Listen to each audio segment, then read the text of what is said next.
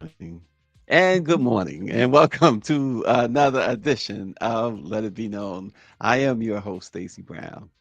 Peace, love, and I can officially say, Stacy, happy holidays, everybody. Oh, I'm your co-host, Niele. We have a lot of headlines to get through, and some very important conversations, and we definitely want the chat to get involved. you said peace, love. I thought she was going to say, I can finally say happiness. And I was going to say, where'd you find it? I found it in the holiday season. It Oh, makes okay. Because everybody a little lighter, a little more friendlier and kinder. because we do have a sort of a happiness story or an unhappiness story a little bit later, but we can jump into it. Niele, she is and has always been affectionately known as Mother Viola Fletcher. She carried the Mhm. memory of Tulsa's shame and the nation's unfinished business longer than any other living soul. Well, she died yesterday at the tender age of 111. She stood as the oldest known survivor of the 1921 Tulsa Race Massacre, the burning of Greenwood, and the attempted erasure of Black prosperity that white mobs tried to silence forever. Mother Fletcher has passed away at the age of 111. Green and I actually got to meet her just a few years ago when Mhm. she got her Ghanaian, if I'm going to say it right, her citizenship to Ghana and a ceremony Mhm. in Washington, D.C. Yeah, she was also at the Congressional Black Caucus dinner, not this year, but last year, I believe it was, or year before last.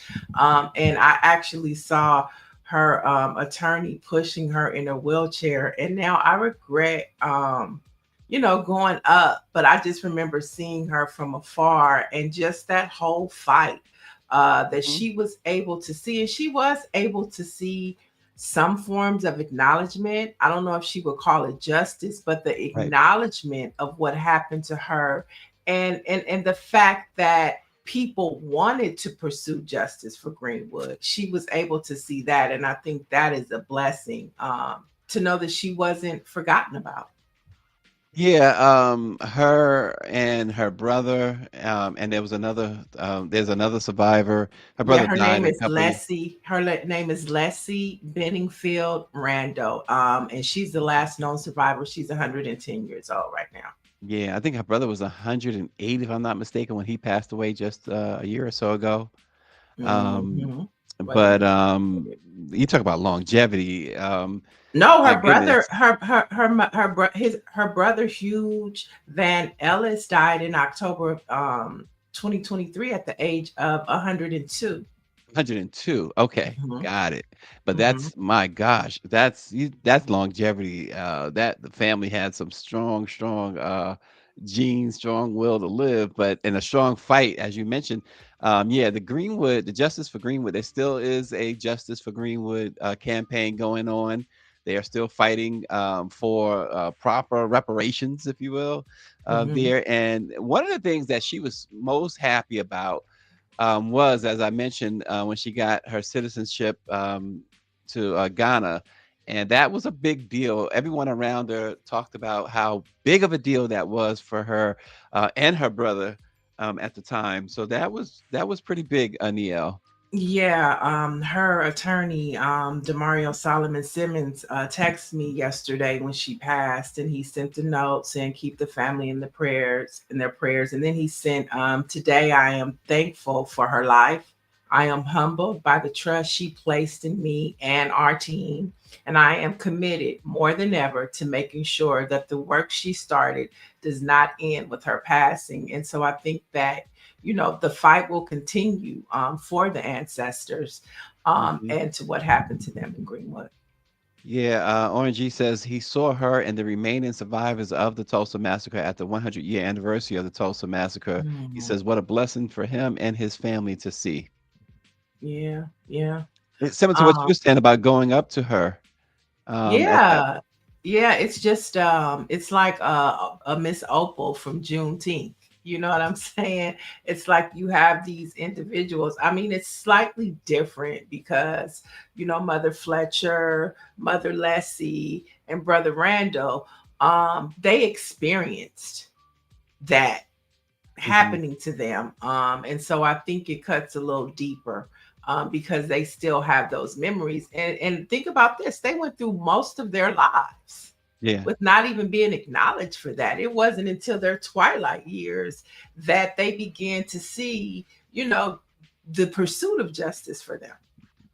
Yeah, isn't that something? And I feel like with she and the other her brother and the other survivors, this that scene right there, I feel like in their case, as you said, they waited to the twilight years, but still they remained, very important figures. They were looked after, if you will. They seemed to be well looked after by Hmm. the community, if nobody else.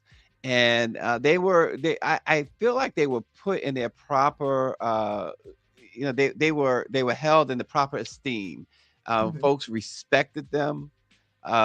When you saw them, you saw many more people wanting to join their fight. Um, they carried that for all these years. Just imagine the civil rights movement. I'm thinking Dr. King unfortunately cut down so early in his life. Just imagine someone like him still being here today.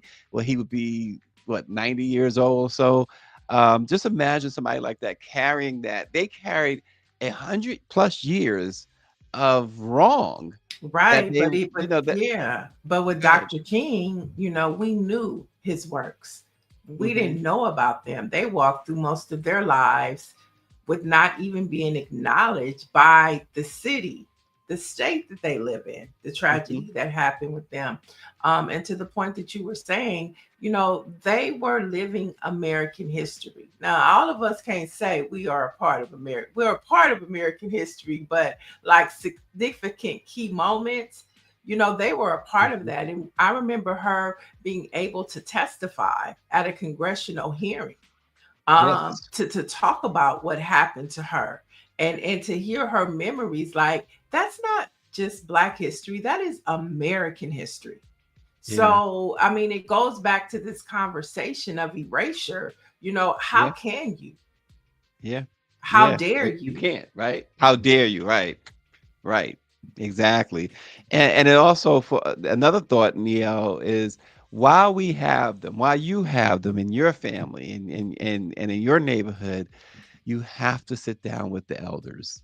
You have to talk to them. You have to hear from their experiences. You have to pick their brains, even though in some cases you may find that they have diminished in some capacity. Still, it's well worth sitting down and picking their brains and finding out some things that you may not have known. Yeah, I've done that with my grandmother. She's actually from Spencer, Oklahoma. But she talks about how they would walk to town.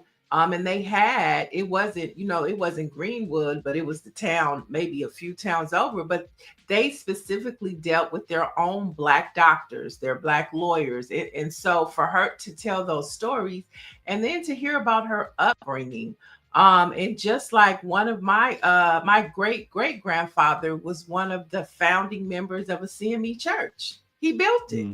Mm. And so just to know your legacy, it is truly important. But my grandmother, she has her oldest sister right now turns 100 next year.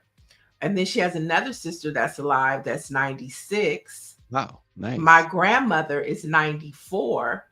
She has a brother that just turned 90. She has another sister, I forgot my Aunt Maxine. She's like 92, and their youngest baby sister is 89, and they're still all alive. Oh, that is fantastic. And just to imagine the wealth of knowledge and information you can pull from that. But the Neil, you should be a funny, lot smarter than what you are. but the funny thing is, it depends on which one you ask. The story is different. She ain't Right. comb my hair. She ain't do all that. She ain't churn that much butter. And it's just so funny because, the recollection sometimes is different. She didn't eat all those chitlins. Right. I made them first, but no, our history is so important. And that is, like one of our passions, to fight for, because it's not just Black history. We are American history. Yeah, look at There's those no White videos and House. pictures. There's no White House. There's Mm-mm. no Capitol. There's no, Make America Great was Greenwood. Hmm. There you go. That's Exactly. that's what Make America Great is. There you go. Make America Greenwood again. We keep talking about that separate but equal. When you see stuff like this, it makes you think. Look, them We brothers are could have been, ready. we might have been able to control this nation if we would have stayed separate but equal and came equal when we decided to. Stay the Imagine course. that. Stay the Imagine course. that. Oh gosh. Nancy Wall says what they went through and all they lost, their faith was strong to live so long. Yeah. Hmm. Yeah, some people just have decided, I mean, they've taken care of themselves, obviously, but they've decided that they ain't going nowhere until certain things take place. Right, right. And Yeah. that is that. Right. And Um, last thing, Mother Fletcher was the outspoken one. But now, hopefully we'll learn more about now Mother Leslie, because she was the quiet one. You know what I mean? She just I went through it, but Mother Fletcher was the one that was doing all the talking. So now we learn more about her and more about our American history. yeah. And today's America, folks, Uh-oh. hey, I uh-oh. want to say one other thing real quick. I just want to make a point real quick. I'm sorry. Yes. That video you just saw, one of the things that used to drive me, well, still drives me crazy, is that it's the narrative is constantly being told that we didn't fight back. Those brothers was getting ready. Yeah, he said he was strapped. It was Right. strapped. And whenever America tells our story, we're never ready. You know what I mean? We never fought back. And, while they didn't win that battle, those brothers did not let nobody just run up on them and, they didn't try to fight. And so Mhm. I Yeah. just, that's really like an important part. That's one of the things that I loved about the show, The Underground, because they weren't showing Black people just, Laying they down. were Right. the rabbit in this Right. thing. I mean, they were the tortoise and the rabbit, I guess.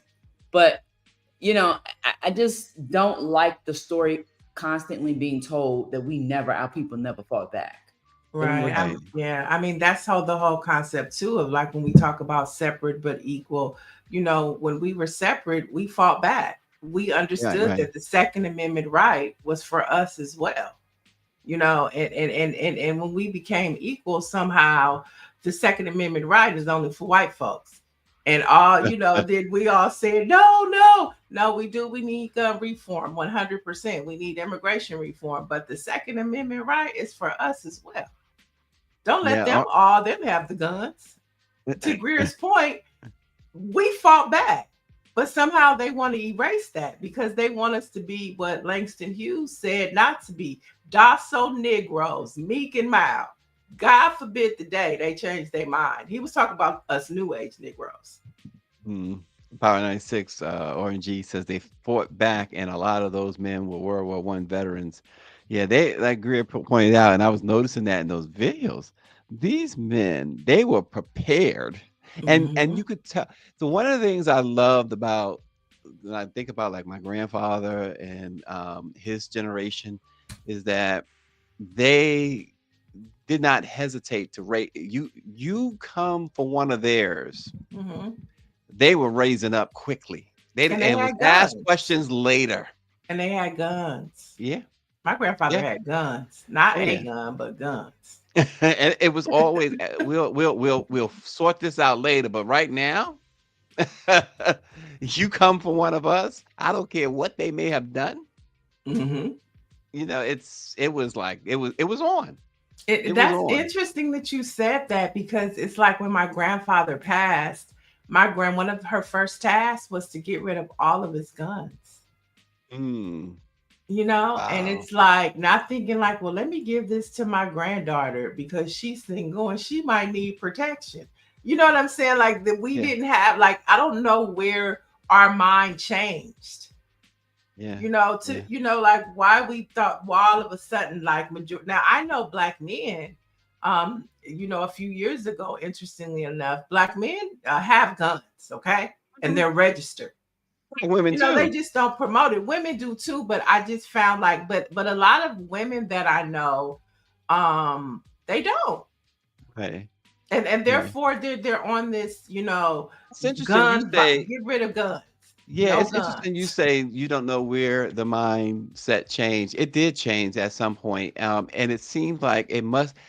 If I want to put a time period on it, it seems like it may have been the 80s. Because the Mm-hmm. 70s, 60s, they fought 60s and before they had to continue to fight for and stand up. Otherwise, you dead.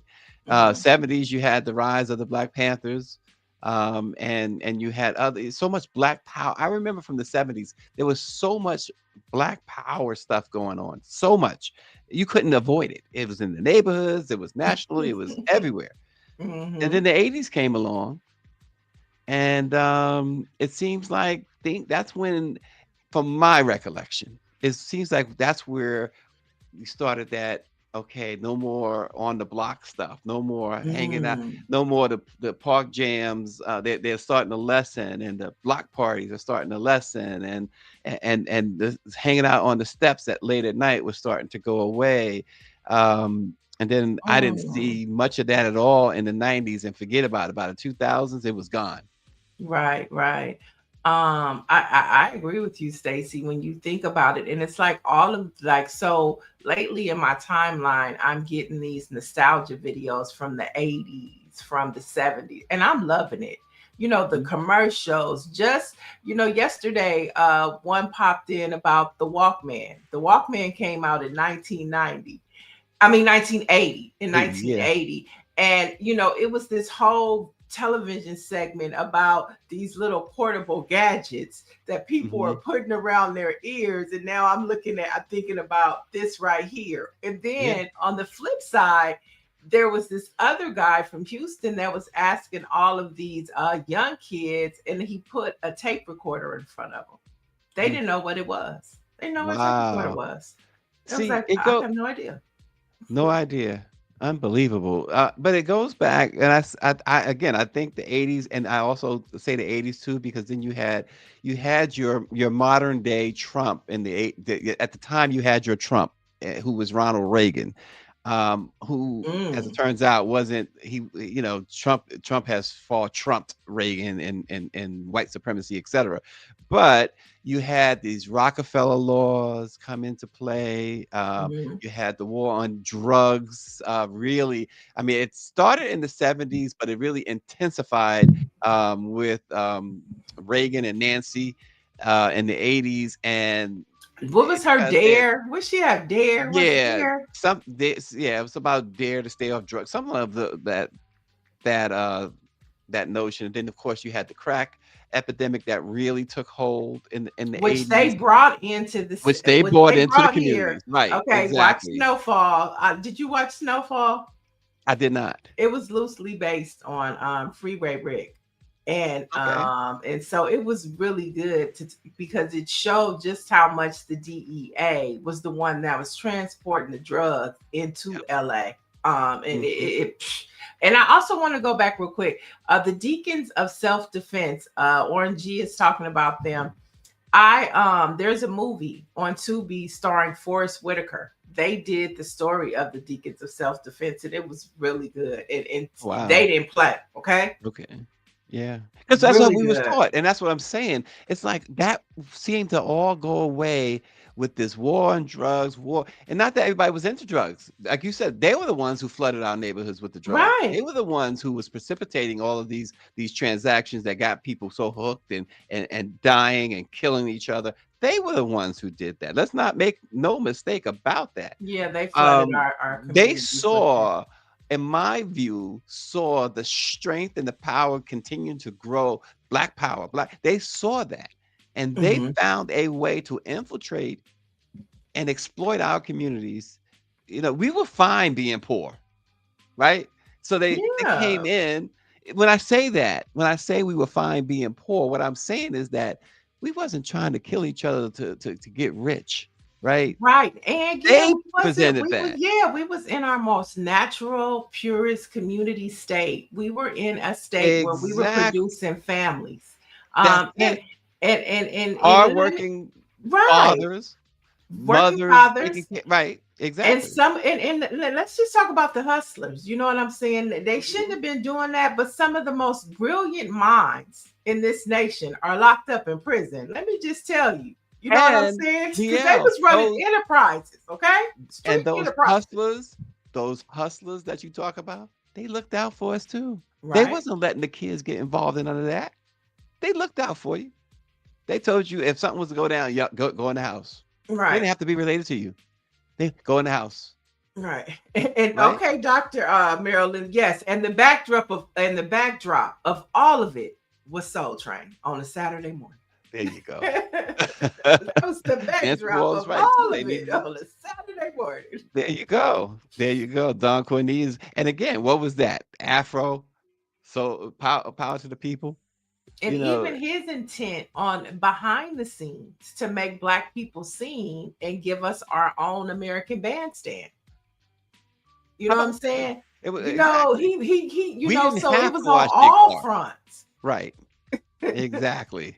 There you go. And so that's what, y'all heard my theory. So you heard Yes. what I So had to it, say.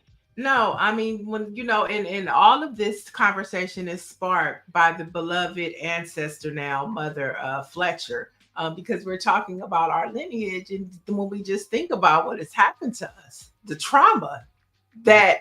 that Donald Trump and his people still inflict the terror that was her given to her as a child. What they have done to us this year, it's not as bad, but it's the same spirit. Just like we are honoring our spirits, that same spirit of they trashy ass white people is what's being inflicted on us now. She didn't say Crocker. I did. But don't get me started on the From peck. Greenwood to Peckerwood. Don't get me started because it's all relative. It's all relative. It is. And it's generational, you know? It's Oh gosh. generational. Uh, I'm trying to light a fuse now. I'm just losing my mind here.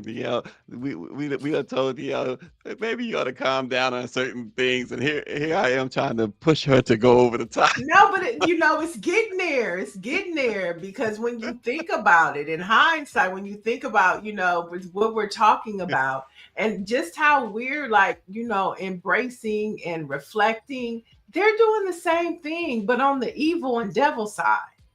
Evil and devil, boy, oh boy. Exactly. Oh gosh, a federal judge, folks. I'm gonna switch gears real quick.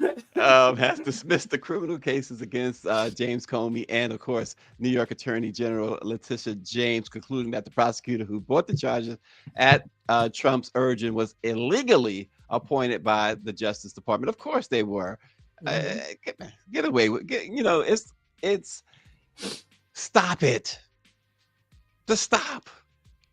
Yeah. Just, oh Trump man, was quiet yesterday. I don't. he was. He was May- quiet yesterday. He was molded, as we would Maybe, say. molded. Maybe they gave him his medication finally. Maybe he took it. No, he was quiet yesterday. Get out of here with that. Okay.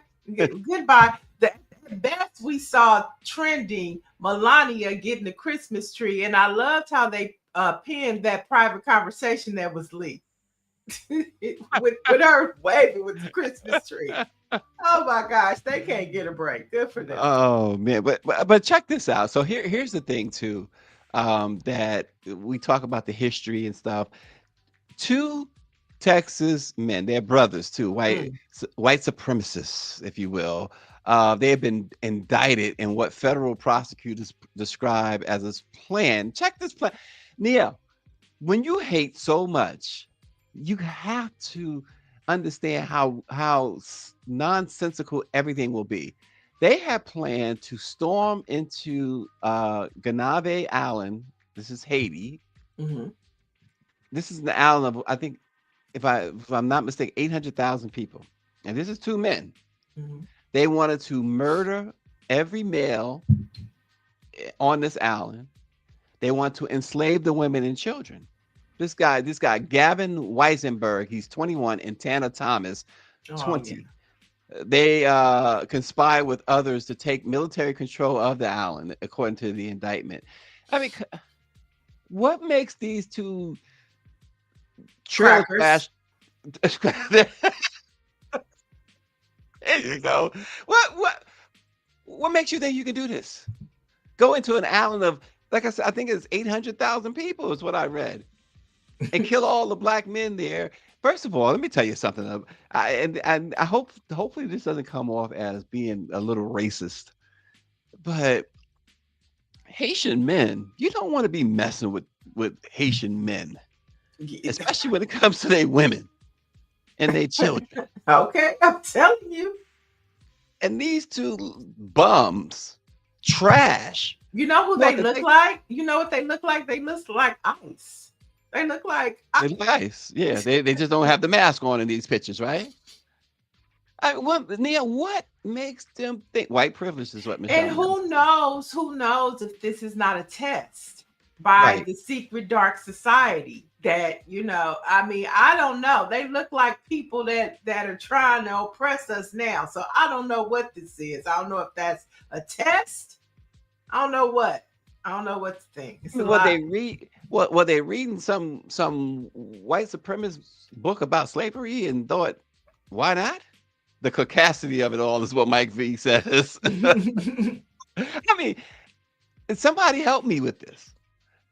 How in the world do these two, who probably one on one can't beat Hervé Villachez, 4 foot tall And they Hervé, don't who's even look. dead? They don't even look 30. I know they're not. There's 21, and one is 21, and the other is 20. Gavin Weissenberg and Tanner Thomas.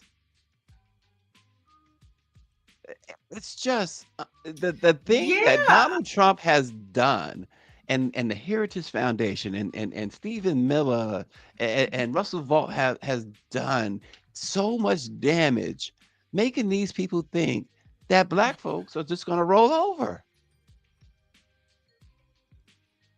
It's incredible. The thing I can see, if they'd have charged them, if their plot was to go into, Mobile, Alabama, and say we're gonna try something like, they go into a whole country, just the two of them. Well, you see what we're doing to Venezuela. I mean, I mean, they're on par for course with the Trump admin. They from Texas. They think that they could just go anywhere and just take over and Oh my invade. And they probably gosh. thinking that the alt-right boys, once they get over there and see some of it, they'll be on the next trip out there too. These guys would not. This one killing the men. They would not have made it through the first guy over But you here. know what I would like to see on a serious note with this investigation is to trace who their ties are with. Right. I would Right. like to see, what they're watching on social media. I would like to know if they've been attending any type of meetings with any type of organizations. I want to know what their profile is. Yeah. That's what I need the FBI, somebody in there to do. Cash Patel can't see straight. Come on. Because no matter if they wanted to erase it, just last year, the number one threat to the American people are white men. Okay, white terrorist men, and they're from Texas, and they fit that profile that the FBI said we should be aware and be watching out for. Oh man, Neil, your guest is here. Well, it's not my guest; it's our Our guest. guest. I just wanted you to just bring him in because Yeah, this is just it's yeah. upsetting right now. But on the flip side, the other side of America, we're trying to preserve democracy. We're trying to help our fellow brothers and sisters, as we have of people don't have benefits. people don't, The worry orangey. about It just their. took me out. What did he say? Cash's eyes are cocked like a pistol. Oh. And so while we're trying to figure out how to survive, Black people are holding the front line for America. Let's not play about that. So we have our contributor, producer, culture creator, content creator, Michael Payton is back to talk about his latest episode of Vision for Change. Welcome back to the show, Michael. Homelessness is the guy that's sleeping on your couch. He's homeless. Homelessness. All right, we're going to get to that clip. Let's get to that clip in a minute. Sleeping on your couch that's trying to. Okay, we'll get to the clip in a minute. Welcome back to the show. Welcome back to the show, Michael. I want you to set up the clip that we're about to see. Tell us, you got to set it up. Good morning. Well, good morning, Niele and Stacy. It's always good to be back with y'all. And I'm hearing everything y'all saying. I'm feeling riled up. I was a little sleepy this morning. Now I'm like I'm ready for a revolution. I'm ready for a fight. Like, what's up? Like, power. Well, part of the revolution is the work that we do at Black Press, and the work that you're doing to tell Black stories and to amplify the hope of this nation. And so, tell us about your next episode and what we're about to watch. Yeah, so Vision for Change is all about having conversations, hard conversations with everyday folks in our community and beyond.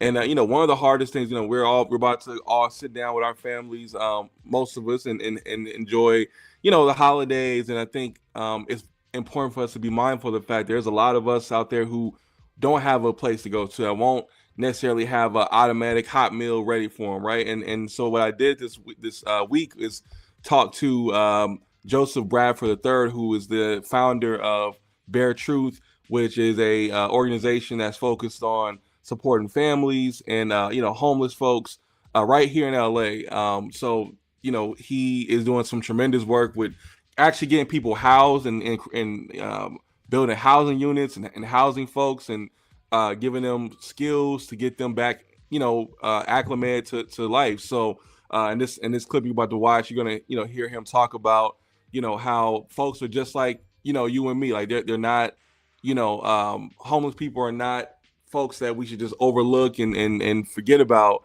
That we all there before the grace of God go I, right? So well, let's take a look at it. Take a look at it. Homelessness is the guy that's sleeping on your couch. He's homeless. Homelessness is not just the people out on the street. Homelessness is people sleeping on your couch that's trying to make it, that's trying to be that actor, that's trying to be this painter or musician or dancer or whatever else. That's homelessness too. Okay? And we need to support everybody.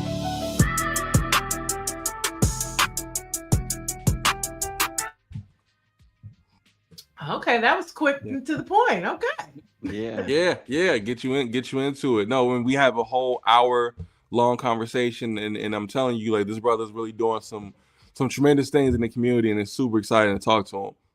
Yeah. So, and Michael, we know you're talking about homelessness. We know that one part of the problem, at least, is mental illness. Do you tackle that in this show as well? Yeah. So Joseph talks about the fact that yes, there is a lot of folks who suffer from mental illness that are on the streets. There's also a lot of folks that are coming from, which something I didn't really think about as much, but the foster youth. How many folks are kind of in and out of that system and kind of just end up on their own because they don't have family to go to. They don't have parents or any guardians to kind of turn to. So they end up, when they get 18, they just get turned loose on the streets. He also talks about how veterans are a big part of this population, right? And how drug use, mental health. I mean, there's so many things, and just like you heard in that clip, it's also folks who are artists. I know a lot of us out here in LA can relate to that, couch surfing. And I know for myself, I know one, and I talk about this in the show.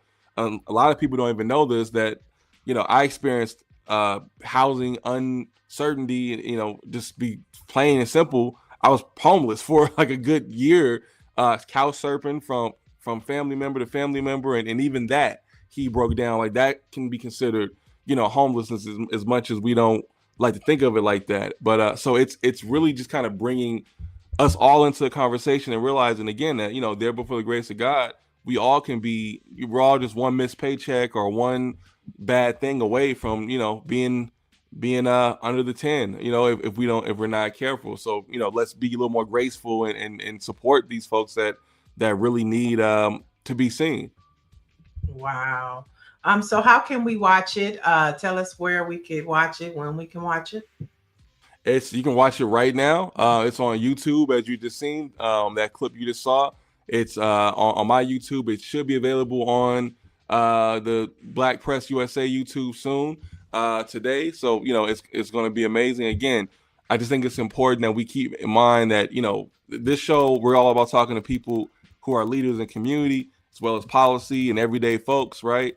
And charity starts at home. Before you can have a real robust policy conversation, you got to have a conversation with folks about, you got to see these folks, before we can go there and try to make policies or all these things, how we solve the homeless problem.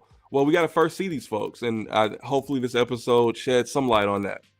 All right. Well, thank you so much for joining us today. And everybody can check out Vision for Change featuring Joseph Bradford III on a conversation about the homelessness or unhoused crisis in the United States, hosted by Michael J. Payton. Thanks for joining us today, Michael. Appreciate you, Michael.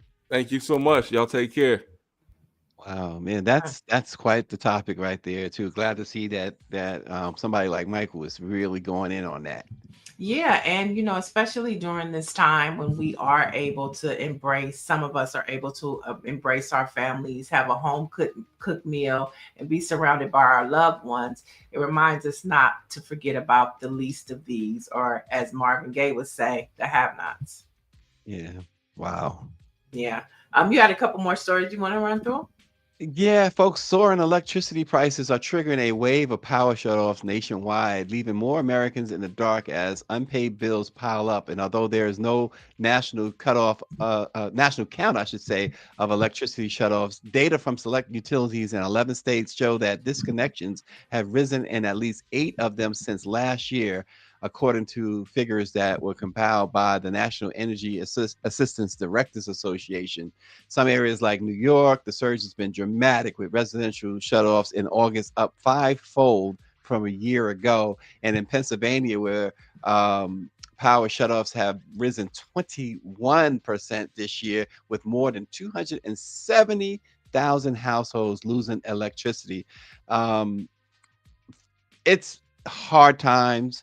This administration has, Niele, caused so much hardship, and now it is causing people to be at home without any electricity.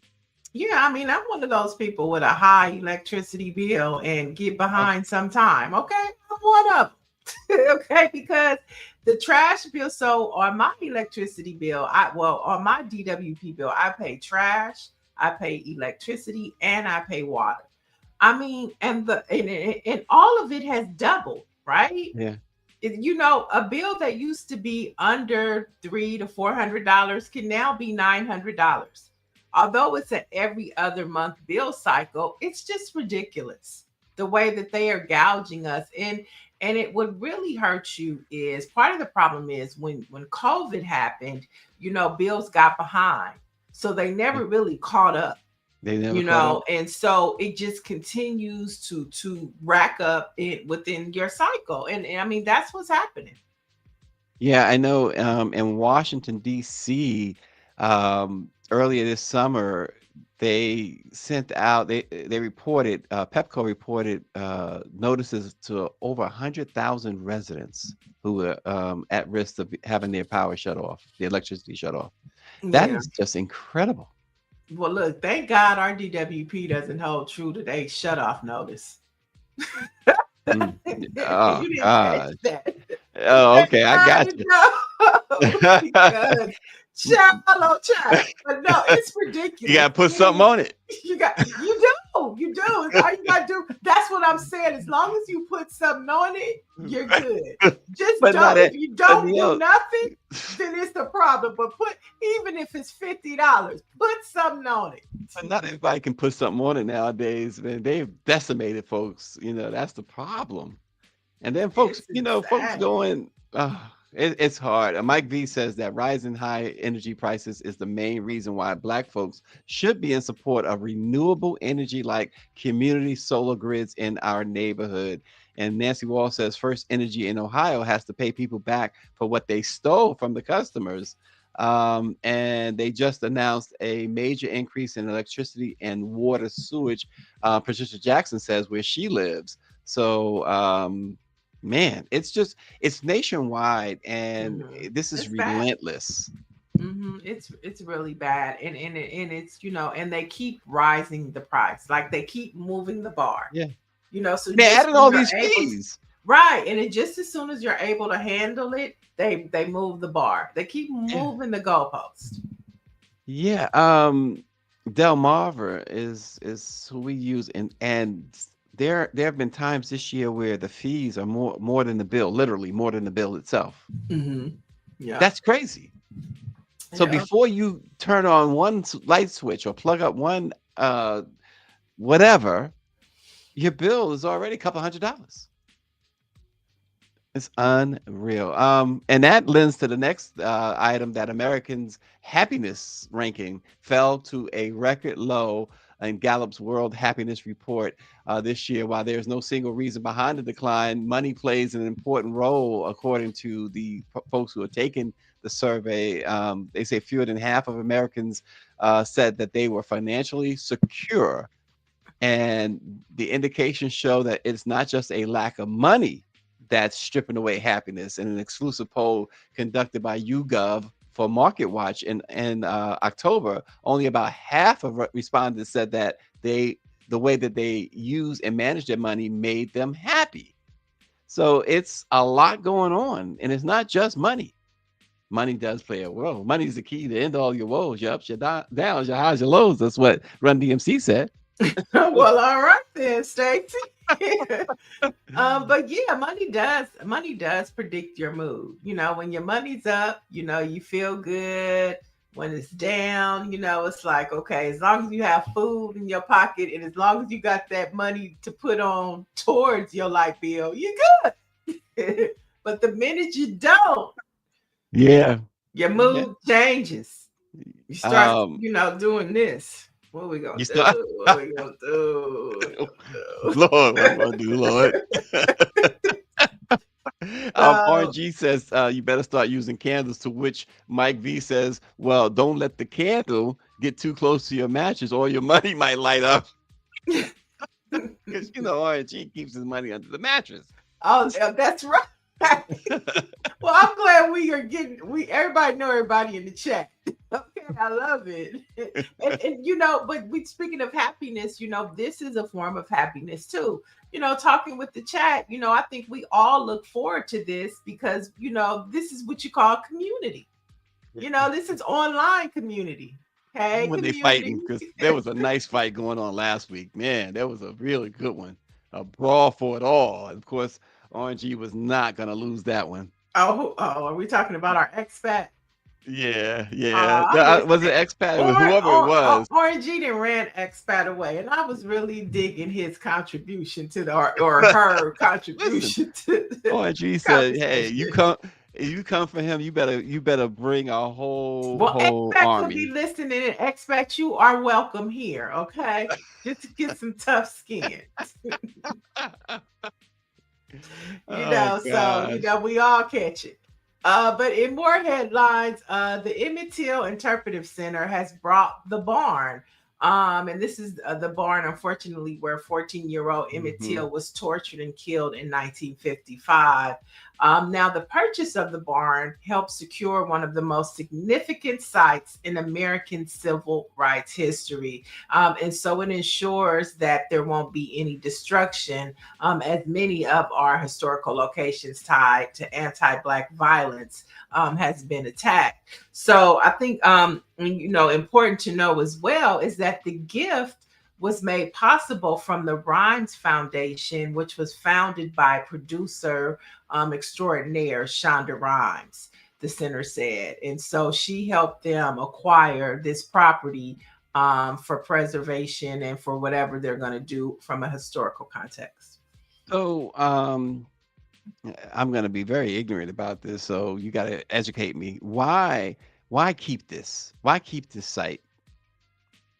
I mean, that's a good question. I mean, I can't. It didn't. They want to preserve it for historical context, so maybe they'll turn it into a museum. Hmm. And maybe it's more of like a lest we forget. Okay. Okay. Yeah. I'm listen. Like I said, I'm very not. I want to be educated on it because I just me if that was like, and we all feel a sort of kinship to Emmett Till, but we're not. But if that was my relative, I don't know that want that thing to even exist. I'm like Barrington, let's burn that thing down. Just and burn down those who had any affiliation with it too. But I I just think be there's a scorched I earth. think that but there's also a significance to barns because it just wasn't this barn. That is like a place where I think Klansmen rallied and they Hmm. did horrible things to black people because in the movie The Deacons of Self-Defense that stars Forrest Whitaker, it starts with him and his dad hunting, and then they hear something and there's a barn over there, and then you see the Klansmen leave, and then Okay. he goes inside the barn and he tells his son, a young Forrest Whitaker, stay outside, but he comes inside and there's a man hanging. So I think there is some type of historical context that they want to, just so they don't forget, because that's Yeah. exactly what the Trump administration is trying to do, is erase what they did to us. Yes, see, Patricia Jackson says, "Why do we preserve trauma? I understand the history, but sometimes it keeps us in pain." Just like when I see all of the in the South, they still have like slave quarters and stuff. It just Mhm. really, it seems it. I don't know. I guess I'm in the minority. It just bothers me. It's like burn that sucker down. But if they burn it down, then how will we know? I get. I like. Yeah. I mean, look. Like I How said, will we that know? I'm just conflicted on it, and I'm not saying that that approach is wrong because obviously there are people smarter than me who believe that they should preserve them. So, um, yes, I don't get it, but I get the explanation though. So So yeah, I mean, so it'll be interesting to see what happens, because the donation was like 1.4 million. hmm. And so it'll be interesting to see what they do with the funding, how they preserve it. And it still doesn't stop, white folks from in the middle of the night going down to burn it. You know what I'm saying? No, Unless right. they have 24-hour guard service, Even so. then, Right, yeah, right. it's true. Um, and so let's talk a little bit about AI. So after eliminating 12,000 jobs, the Internal Revenue Service is increasing its use of artificial intelligence tools. Now, according to several news sources, the agency is preparing to deploy Salesforce powered AI agents across several divisions. Now, the move is part of a broader effort to update longstanding internal revenue systems after the workforce cuts. And so now all of the jobs that were erased by Doge, which is, Elon Musk, one of the leaders in AI, now the Internal Revenue Service is going to be ran by AI bots. And yeah, it's AI is as somebody who shall remain, his name shall remain out of my mouth. It's AI is here to stay. Unfortunately, or fortunately, however you want to look at it. I was visiting someone in the hospital um, and yesterday, and I saw the robot going around carrying stuff, and I'm thinking, wow, this is really happening. To Oh see the yeah, it's robot happening. walk past me, uh, oh shoot, this is really happening. This is a thing. It's happening. It's happening. And they're replacing government jobs. So, like when we did Yeah. the story yesterday about Doge closing down, well, it did accomplish something because it got rid of humans. And now you're Mhm. telling us the next day that you're replacing those jobs with robots. Yeah. Wow. Aquarius, by the way, Niele says that the slave quarters are important. Go inside and speak to your ancestors. Mm. Okay. Well, I mean, it's mixed reviews, and that's the good thing about a democracy. You could have your own opinion, and it's okay. So now this story that is trending, y'all. So I know some of you have seen it. It's the Campbell Soup Oh Company debacle. gosh. Okay. So one of the VPs was caught on a secret recording saying he doesn't eat his company's product because it's unhealthy. Now, there's a lawsuit filed by a former employee named Robert Garza, and he alleges the former boss, VP Martin Bailey, said Campbell's makes him sick. It's highly processed food for poor people, and made several racial derogatory comments about Indian employees. So take a listen, y'all. For fucking poor people. Who buys our shit? People are fucking I don't buy Campbell's products barely anymore. It's so healthy. Now that I know what the in it, even in a can of soup, I look at it, look at meat, bioengineered meat. I don't want to eat a piece of chicken that came from a 3D printer. A new lawsuit filed against Campbell's after a former employee says that's it, Greer. recorded. That's it. So biochemical 3D. So Campbell Soup has responded and say they use 100% chicken. And they said that quick. We use 100% chicken, and then they also said that they have to fact check to make sure that conversation is not AI generated. So that's a whole nother conversation. So the lawsuit claims Garza was fired on January 30th, 2025 in retaliation for raising concerns about Bailey's behavior, and accused the company of maintaining a racial hostile work environment. So is this a disgruntled employee that got fired so he generated this AI conversation, or did this VP really say that? Listen, that's the other part of AI, right? You're gonna have companies and others blaming AI for misinformation. Y'all gave that. Right, but on the flip side, you're gonna have people too generating things, or you have somebody recording your conversation. So it just messes up the entire, because if he did say it, then guess how many more executives are going to be cautious about what they say, because so this just opens up a Pandora's box for real. Patricia Jackson says chicken noodle soup is cubed chicken. It grosses her out. What is cubed chicken? Well, Campbell said it's 100% chicken. We use 100%. I don't believe that.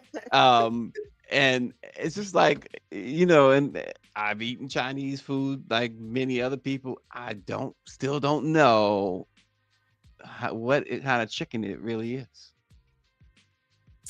Right. Mike V says we need the Office of Civil Rights to examine how the artificial intelligence impacts underserved communities like Black folks.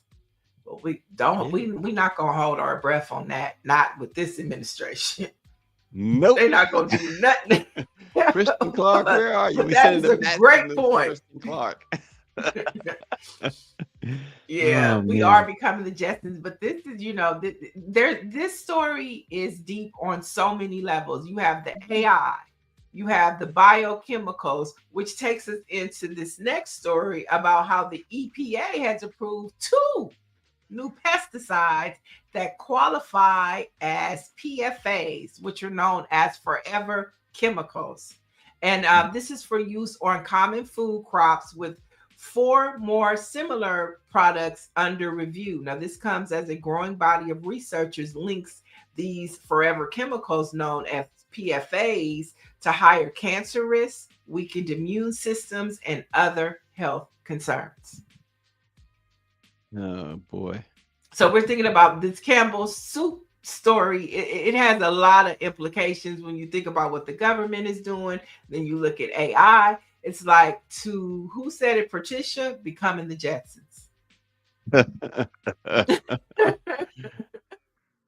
And really, we're going to have to start growing our own vegetables again. Like, I remember my grandmother, my grandfather, we used to have a vegetable garden in the backyard.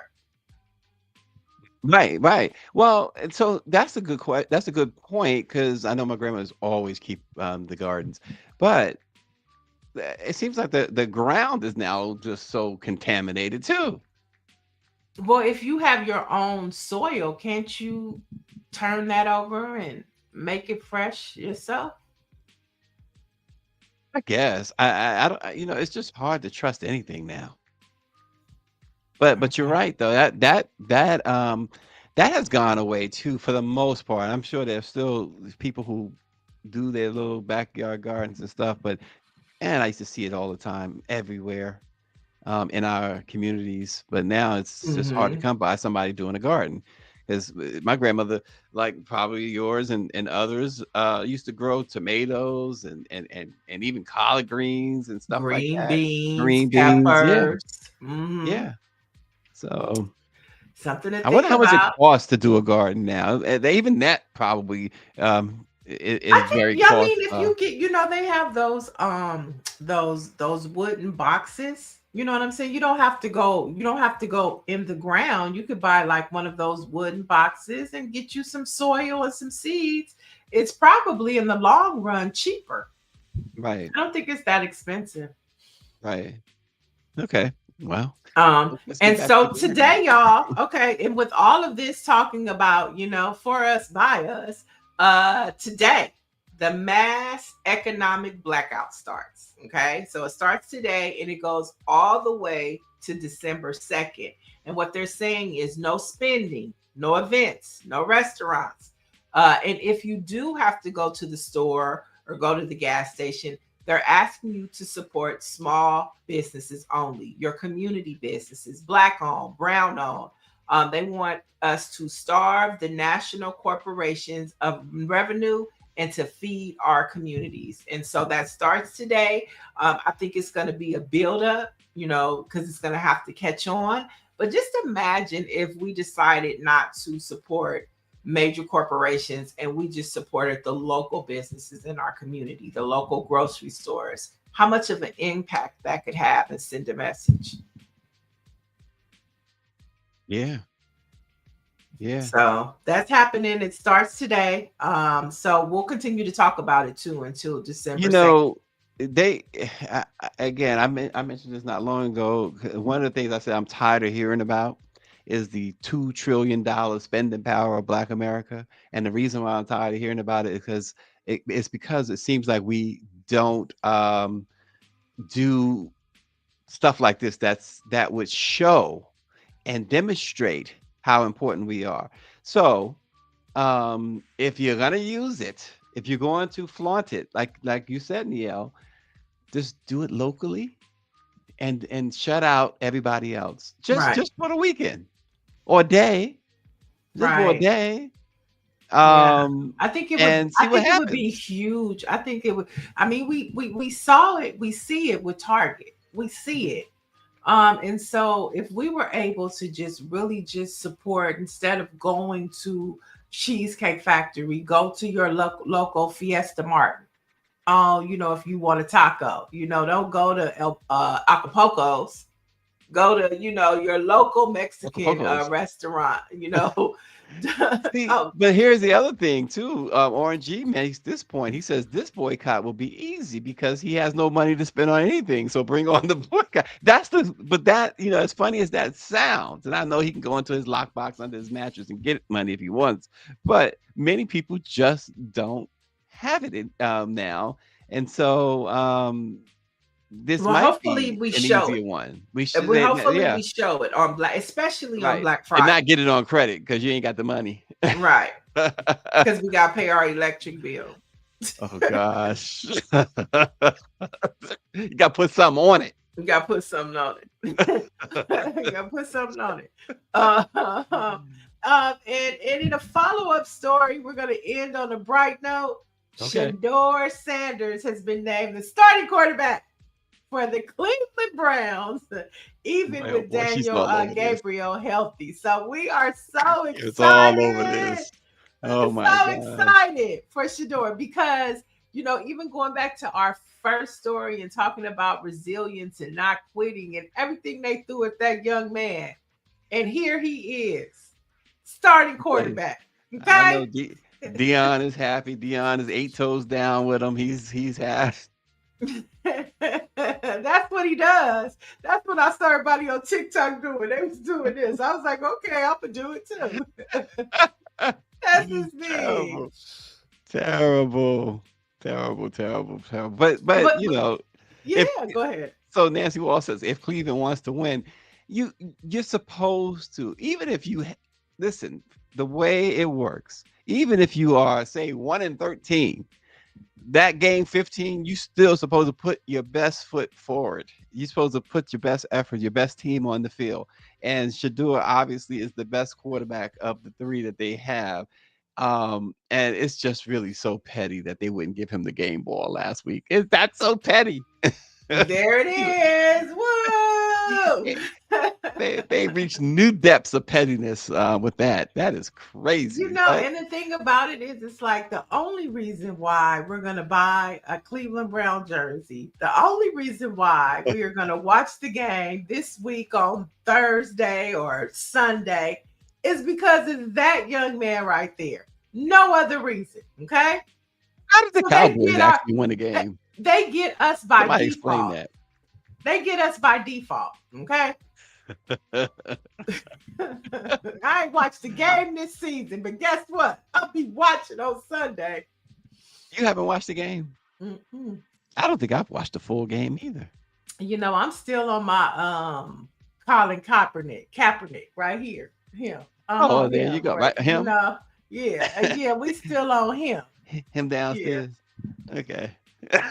But I'm gonna watch Sunday because I'm rooting for Shador. You're rooting for him. I'm rooting for him. Okay. And those are your headlines for today. Yeah, those are your headline from Niele. Shador.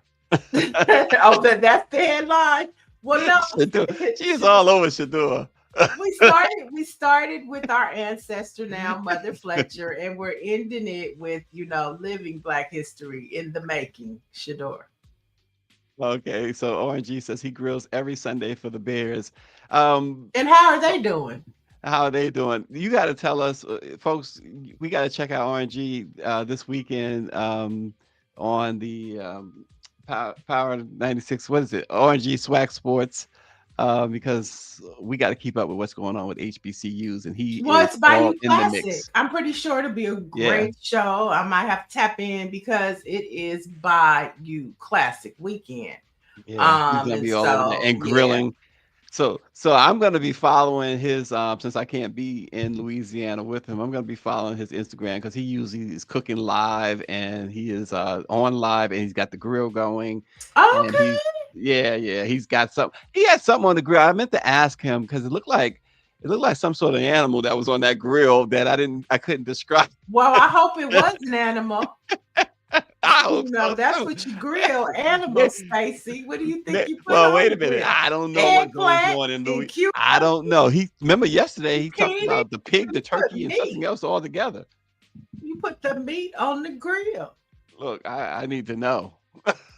I need to know. Shoot. Oh man, he barbecues everything, and who knows? I feel sorry for his son if he hasn't paid the student loan debt yet. Anyway, let's get some black facts going on. On this date in 1841, 35 Africans from the Amistad finally made it home. They had been kidnapped, sold, and dragged across the Atlantic until they fought back, seized the ship, and took their case all the way to the U.S. Supreme Court. With help from former President John Quincy Adams, they won their freedom, and after 2 long years, they returned to West Africa on their own terms. Mm-hmm. That is like what you said earlier.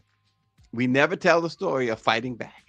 Mm-hmm. And there it is. That's what Grover said. That's important. Yeah. I still fight back.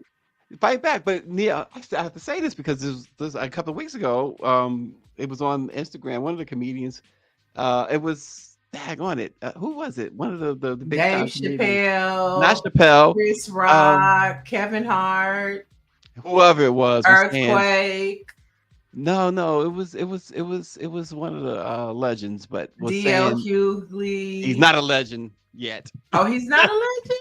Okay. I don't know, but he was saying, and I had to laugh about this because he was saying he don't understand. He said, "Why the Africans?" He said, "Why they ain't come for us?" He said, "Why they ain't come get us?" The way he said it, I was rolling.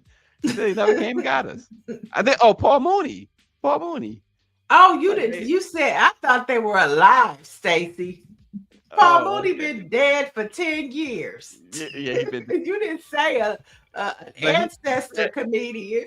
he said they took us. He said, we wait. He said, I'm sure those people waiting for their people to come get. He got the Mandingo warriors and that. Where Yeah, were that's y'all? something he would say, him or Dick Gregory. It was Paul. Dick Gregory would say, I know why they left our ass over here. That's what Dick Gregory would have said. And Paul Mooney, it's been 10 years. It might not a little, it might be a A little little bit. less, but it's been a Okay. minute The now. time Yeah. flies, man. Yeah, it might not be Wow. 10, little under 10, but it's getting close. Black Virginia News says that happened the same year as Nat Turner's Rebellion. Rebellion. Yeah. How about the 1801? And look at what they did to that Fighting Back. Look at what they did to his movie. What was it called? The movie that the actor did. What is his name? Oh, yes, Will Smith. No. Nat Turner movie. No. Get out of here with that Will Smith stuff. He needs to go back on the Oscars and slap somebody. No, remember he did the movie and The Birth of a Nation. It was called The Birth of a Nation. Okay. By Nate Parker. The Birth of a Nation by Nate Parker.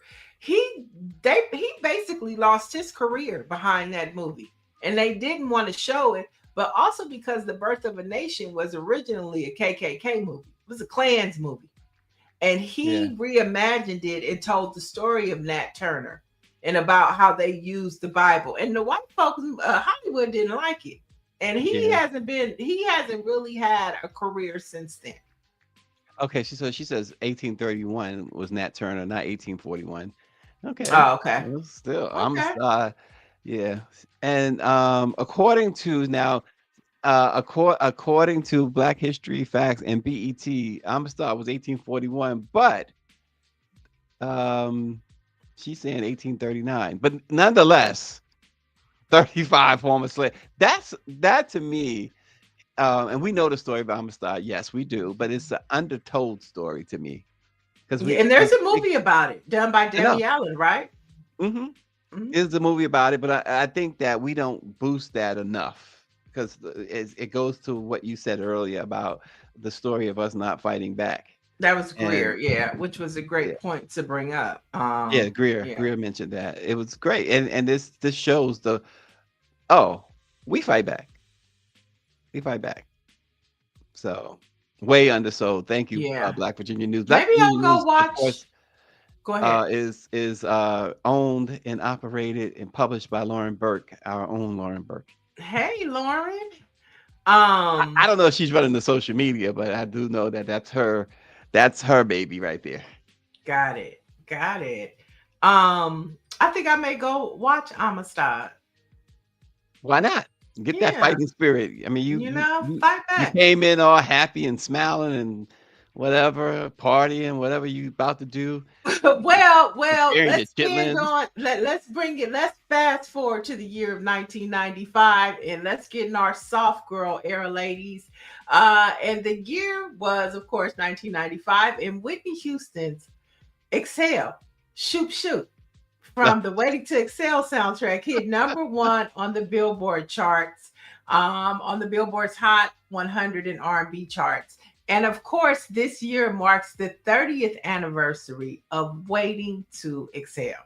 And I just watched that too. I had to go. So it's the 30th anniversary, y'all. Go watch it. It's on Hulu. It's on Hulu.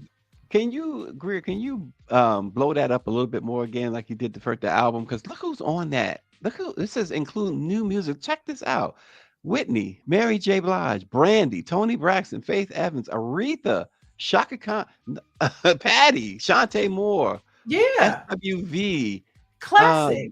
TLC, CC1, all new songs written and produced by the one and only Babyface. Babyface. That's That is a classic amazing. album. And I didn't realize they all was on that. you didn't realize you didn't. No, not until this moment. All the ladies in the chat know. I've been waiting for this moment all my life. All ladies in the chat know. A couple weeks ago, I don't know if you guys are familiar with Adam Blackstone. He basically does like the Grammys, the Super Bowl. Well, he got the blessing of Babyface to do a Waiting to Exhale celebration. And he did it here in Hollywood. It was really intimate show. And he had the men sing those songs for the ladies. And then Leela Rashawn was there and she came up and she was like, Whitney is all up in this place. But it was such a just special night because that soundtrack for those of us who grew up with Waiting to Exhale, it was just everything. It was Greer like wants you to literally know- we exhaled. Greer wants you to know that he was no soft girl. He just likes soft girls. Who? Babyface, I guess. Oh, I didn't say no. He likes white girls. He got that too. whipper pill. He likes white girls. His girlfriend is a white blonde. Oh, he do? Yeah. Oh, she said me. Oh, she talking about me? Oh, Hey, listen. I'll claim it. I got that whipper pill too. It's all right with me. okay. That's another person you should go see in concert. Who, Babyface? Oh my gosh. I had Because a he friend- has so many hits. He does. Those that he didn't sing and those that he did sing. Right. And Those he wrote and- does a whole within his set, he does a set of songs that he's written and produced. And so Yeah. you just go, some of them it's like, I didn't even realize he wrote that song. Mm. It's so good. So good. There's so many talented people that are crazy.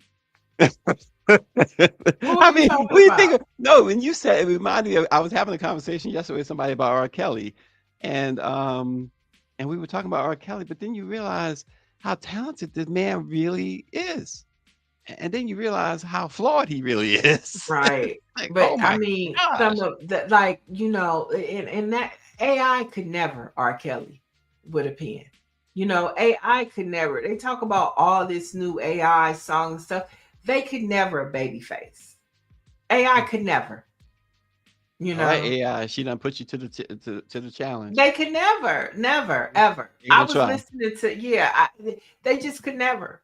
I think that they can. I think that AI can with this new generation of music because it's here today, gone tomorrow. But Yeah. for true artists, pen to pen, they could never, which probably is going to make more space for real artists. But these ones now, they're not going to last. You hope so, because like you said, this music, oh gosh. She said, Greer says, isn't that always the case? Remember Donny Hathaway jumped out a window. Yeah, oh, she's talking about the flawed ones. Yeah, it's just, I think of Phyllis Hyman. You think of so many who had so many struggles despite all that talent and all of that greatness. You just wish you had. Well, I'll speak for myself. I had just 1 ounce of that talent that these people have. Yeah, it's tragic. Whitney Houston, Michael Jackson, Prince. Yeah, it's amazing. Jimi Hendrix. Remember all of them died like 27 years old. There was a time like Hendrix and Kurt Cobain and what's the girl over in London? Amy Rehab Winehouse. girl. Yeah. Amy Winehouse. 27. They were all 27 years old. Yeah. Man, it's terrible. Yeah. And Black Virginia News says, Niele, as far as AI, they They can't. can't. I was thinking about that yesterday. I was thinking about like AI can never Nicki Minaj or Cardi B, but they probably could Glorilla and Sexy Red and Meg Thee Stallion. AI could never Beyonce or Usher. You know what I'm saying? But they probably could Moni Long and all these other people. So my point of what I'm saying is it's going to take great artists now. That there's no competition to pen to paper. Like yesterday, Keith Sweat posted the 30th anniversary of the song Make It Last Forever. AI can't make it last forever. Mm. They might make it last for now or tomorrow, but forever, no. It's just Okay. something about Keith and Jackie. So chat, let me ask you guys, if you could if you could bring one back to go to a concert, who would you bring back? Whitney, Michael, Prince, or let's see, give me one more. Whitney, Michael, Prince, or who else is dead that is Luther? Who would you? Luther. Yeah, I would Luther. Luther. Mm-hmm. Luther. Luther. I would because I've seen so much of Michael, so much of Prince in concert. I think I would have to go with Luther too. Yeah, and that documentary of Luther Vandross's life. I mean, I just, I well, 96 is James Brown, by the way. I would say, I would have Whitney open and then Luther. That would be my. You can only have one. You can only have one. Then you have to have an opener. No, these guys don't. These people, Whitney Well, don't my need an choice opener. would be Luther, but I would like my wish would be for Whitney to open for Richard Luther. Jackson said Luther. All right, I got a James Brown. Michelle Madison says Angie Stone, although I didn't put her in the top 4. Well, no, But, that was okay, before you that's said that. Oh, okay. Left Eye, Aaliyah, and Angie Stone were before you said that. Okay, yeah, because Luther had a voice that cannot. I mean, maybe AI will one day replicate it, but it just No, cannot. never. And again, like I said, I have to move Prince and Michael out only because I've seen You're them so not. much. You can't. Yeah, can't. it's a tough one. Greer says, yeah. Whitney, I've seen her live a couple of times, but not in concert. She was only doing a couple of songs each time. Like she did at the Michael Jackson show where she performed, and also at the Celebration of Black Music where she performed, and VH1 Divas. I was there and she performed, but I've never seen her entire concert. But I was still, as great as she was, I'd have to go with Luther. Yeah, I would go with Luther too. Mm-hmm. All right. Well, anyway, Michelle Madison said she would bring back Whitney Houston. I just thought I'd throw that out there. I keep seeing these if you can only choose one type things online. So I threw those out there. So RNG is on the grill that day. He says he's telling me those were stuffed pork chops and alligator burgers. I knew it wasn't an animal that I would normally cook. He says my son gets one to-go plate for Thanksgiving. Him and his girlfriend can share. I want my money. So that's the punishment still for him being late on his student loan payments. Knock it off, and you better let your son take as much as he wants. Talk about one plate. Knock it off. And it's to share. One plate to share with his girlfriend, not a full plate. So he's got some stiff rules. I don't know. His son might want to refinance those loans. I would like to hear what his son would say though. To what he just used to his dad by now. Right, but that's what I'm saying. Like, okay, whatever. Get them 2 containers to go, girlfriend. No, he's waiting for years from now when his dad is finally done with and leaves him the will. he probably got in the will, Niele, that his son, in order for his son to collect any inheritance, he has to finish paying off to his estate the student loan debt. Probably something like that. I did a will, by the way. One of my daughters was like, y'all don't have wills, and I finally got my will done. Okay. So just so you'll know. So if I keel over right now, that means I've left something to my family. One plate, no eating with the family. Times are hard, he says. There you go. Unlike Niele, who's going to be eating chitlins with her family. Well, no, that's not till Christmas. New Year's. Okay, that's right. New Year's thing. That's just a turkey. Yeah, I got to go get the Popeyes turkey. That's what I got. All right, folks. We're gonna get on out of here. I think we got one more show before the holiday, so we'll see. One more show before the holiday, but Black News always continues 24/7 at BlackPressUSA.com. Thanks for watching, folks. Everybody has forgotten about Bush. They don't even think Bush was in office. You can't even find anybody that even voted for it. It took Bush 12 years, actually 8 with his daddy, just to destroy the nation, and no one remembers. Bush did whatever he wanted to do, and you white folks just loved it. You didn't care. He tricked you with that homeland security bullshit. He took your white freedom. You white folks think you're free? Take your white ass to the airport. Go on over there. They got people questioning you that can't even speak English. Can I see your passport? My passport? Everybody has forgotten about Bush. They don't even think Bush was in office. You can't even find anybody that even voted for it.